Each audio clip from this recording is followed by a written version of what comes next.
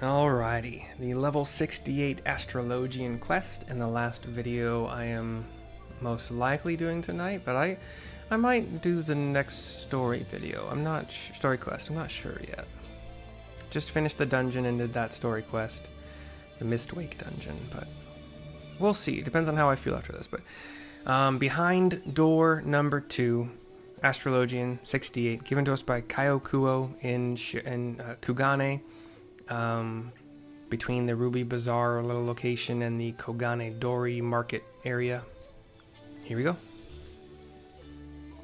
I have some good news and some bad news, Mercy. The bad news is a 37th reading of my great-grandfather's tomes failed to reveal anything about the bonds that the previous 36 readings had not. The good news, if you can call it that, is that we did discover where Grandmaster Kazan conducted his training when he was a youth. How does this help us? Good question. I'm still not completely certain myself, but it is more than we had the last time you were here, and an ounce of hope is better than none at all. So, what say you, friend? Are you up for a journey across the Ruby Sea? I was just there. Haha, I knew you couldn't turn me down. Still, the road ahead won't be easy. Yangtze is large and the scars of war run deep along the Gensui chain. It may be that which might have helped sorry.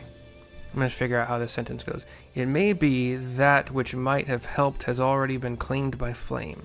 It may be that which might have helped has already been claimed by flame. We'll have to place faith in our fortunes and hope they guide us true. I have decided we shall begin our search in Namai for the reason that, well, there is no reason, but you have to start somewhere, eh? I shall meet you there. Safe journeys, Mercy. Murakumo said nothing the entire time. What are you going to say now? Say anything? Master Kazan would rarely speak of his youth, but I do recall several instances during my own training where he would treat with visitors from the mainland. I did not dare ask who they were, for we were allowed to speak only when spoken to.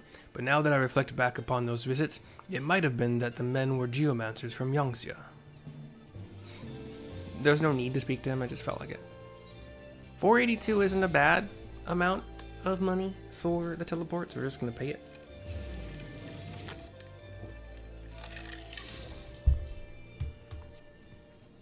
And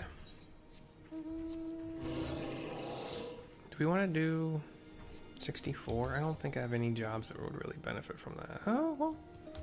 You know what? I don't think I've done Fates.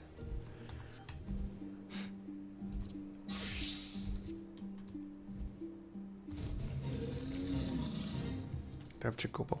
Let's get Chocobo really quick. Pegasus will be my dance partner on Dancer here. You gotta be a little bit careful because we'll pull it. Yeah, I'm still probably gonna pull it. Oh, no, cool. Yeah, I still pulled it, yeah.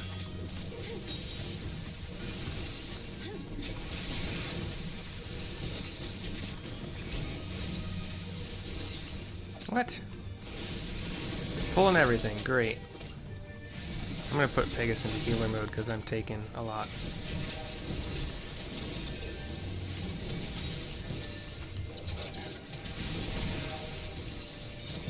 Let's take out one at a time to lessen the damage on us. Remember, this has a big hitbox, so we kind of gotta move away from other mobs. You guys are watching an Astrologian video, you don't really care about Dancer. Or maybe you do, I don't know. Little variety.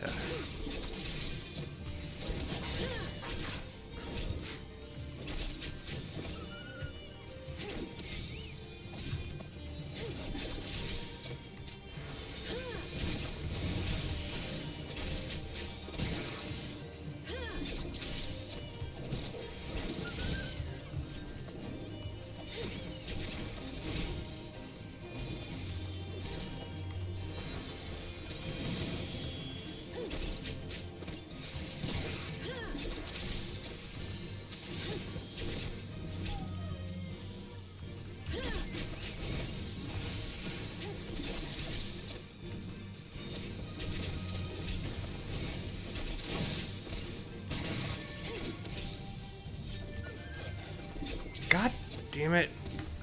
I hate... You know, I'm sure that it plays a solid role, but I really hate that clicking an ability button for range... Oh, god damn it. What have I done? for a ranged attacker, a ranged physical damage attacker, will auto-target the next closest, or well, you know, it kind of tab targets for you.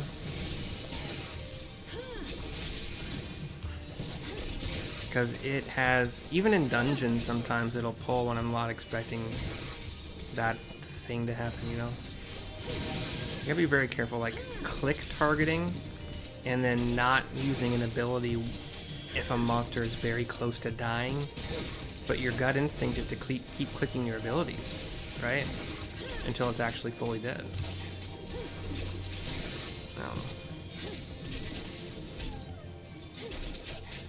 It's annoying. It comes in handy when,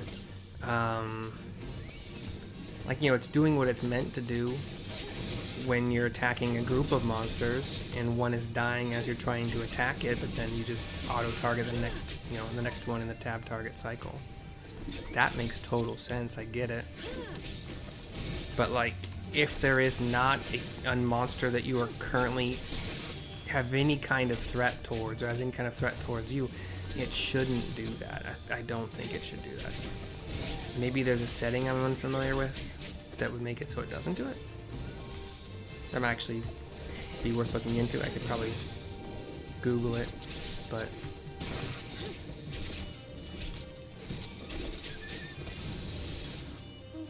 alright.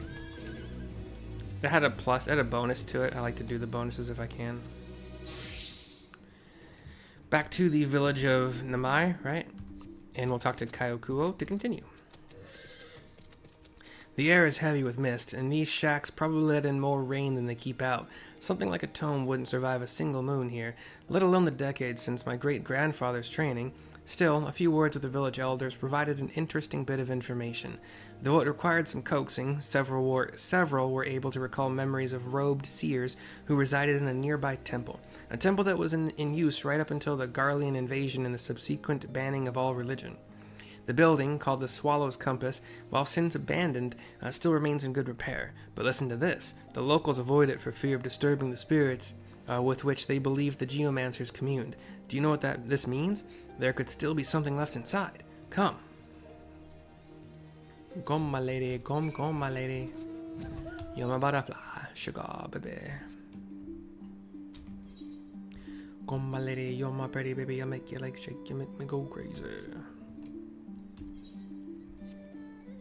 That's a dirty song. It's talking about dirty things.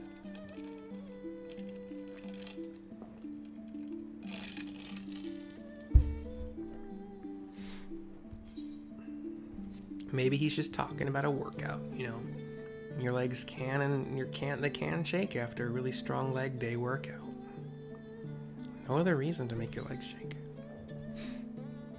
And come and dance with me. Come and dance with me.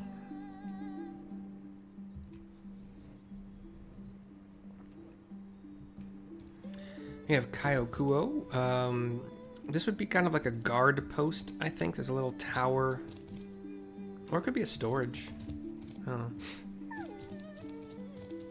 The Swallow's Compass, built during the rule of the first Doman King. I took the liberty to explore the grounds before you arrived and discovered this door. I know, it pales in comparison to that impressive gate behind us, compelling any normal thief or bandit to dismiss it outright. But then why erect a geomantic field to protect it? I sense the flow of powerful energies here. Whatever lies behind this door, the geomancers wanted to keep it safe. In fact, there may even be traps, which is why only I should attempt a crossing of the threshold. I mean, who knows what terrible guardians have been summoned to protect the temple. Are you ready? Yes. Oh, hello. Hello, terrible guardian. We get one of those kind of treant things that walks on its really, really long arms with its kind of little dangly legs. Dangling. I used dangly twice there in accident. It's taken some time to kill, and my gear is not bad. My gear is...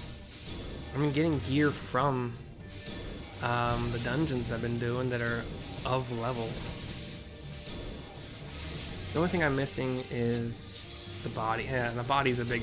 I have not had a healer body drop so far from either a 63, 65, or 67 dungeon. Well, I might have had a 63, but they are I think they're the same. They're the same item level, so it wouldn't have mattered. Talk to Kyokuo to continue here. And yes, I could make one, but yeah, I haven't. Cutscene. Well, I guess now we know what terrible guardians were summoned to protect the temple.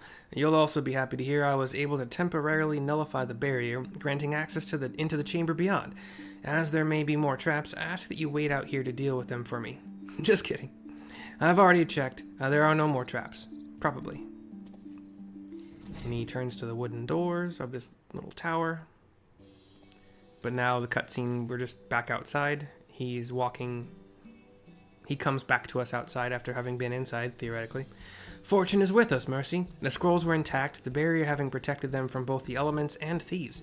I took some searching, but I believe I was able to locate several that touch upon the laying of geomantic bonds. At least I think I was able to. The script on these scrolls is old and faded, not to mention written in a hand far beyond my comprehension. Luckily, Master Murakumo is almost as ancient as the tomes, and should have little difficulty prizing out their secrets. A decanter or 6 of hot sake, and he'll warm to the task. I'll see you back at the Shiokaze hostelry, Mercy. Sorry, Shiokaze hostelry. I'll even save you a cup. We're down below in your cups. Boom, boom, boom. We teleport back to Kugane, paying 482. Still fine. And I think, it wouldn't really matter a whole lot. We'll just sprint. And the accompaniment node, you've accompanied me for a while now. We'll change you out for a random. We get the wind up Taru Taru, which I got like a week or so ago. We run up the stairs. We're trying to figure out they're the top level. Fancy smanchy. We talked to Kaio to continue. That was dumbo, I'm sorry, yo. Now we have a cutscene. Kyokuo is not talking. Sleeping? Oh shit. Ah! Hold on, can I click out of it? No! No. Wait.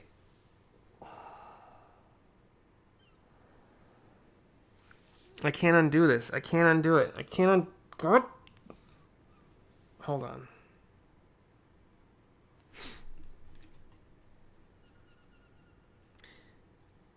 We're gonna figure something out here. The scrolls, they contain knowledge of the complete ritual. In fact, it was in the very first one. Ha! Just our luck, right? Wind, water, earth, creation of the bonds calls for the energies of all three. Though this means even a first-year novice of geomancy could tell you. Though this much, even a first-year... Yeah, that makes way more sense. No, what gave us pause was the mention of a fourth energy, an energy to render the seal permanent. Kyokuo. I think his master hasn't wanted him to... that's probably the lines that I skipped. Kyokuo stands and says, "Life!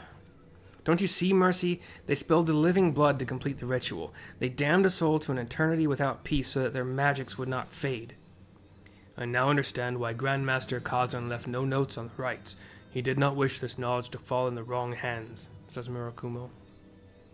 And because he never performed the rites himself, the bonds anchoring the barrier around Kugane were never completed, and that is why they require constant attention. No blood was spilled to make them everlasting. My great-grandfather would not sacrifice even a single life to achieve his ends, and neither will I.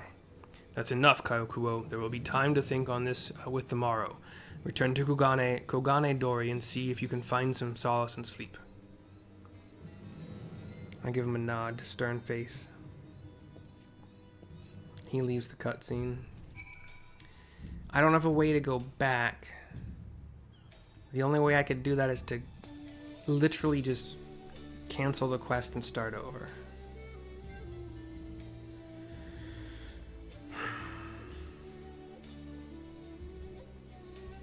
I don't think it's worth it.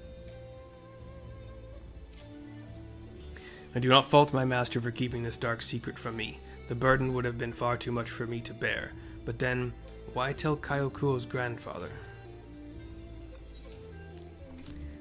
Sometimes I don't know why my finger wants to click, or I think I may have double clicked on accident. I don't remember. I just remember getting really pissed off at myself. And there are certain things that you can't like stop and like rewind and undo. And that was one of them.